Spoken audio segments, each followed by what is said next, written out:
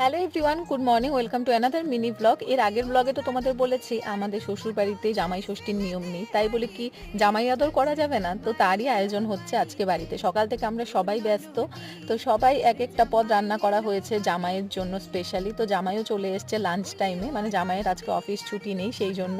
তো লাঞ্চ করে জামাই তাড়াহুড়ো করে চলে যাবে, বলে গেছে ডিনারে তোমরা সাজিয়ে গুছিয়ে খেতে দিও। তো সেটারই আমরা এখানটাতে গোছগাছ করছি।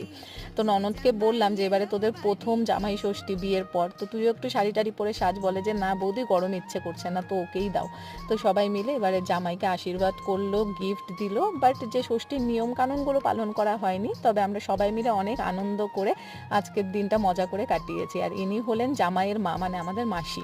আর তার ওই পাশে সোফাতে বসা আমার উনি হাজবেন্ডের হচ্ছেন মেসো। ওনার গান আমি তোমাদেরকে এর আগে মিনি ব্লগে শেয়ার করেছিলাম, তোমরা শুনে অনেকে অনেক ভালোবাসা দিয়েছিলে।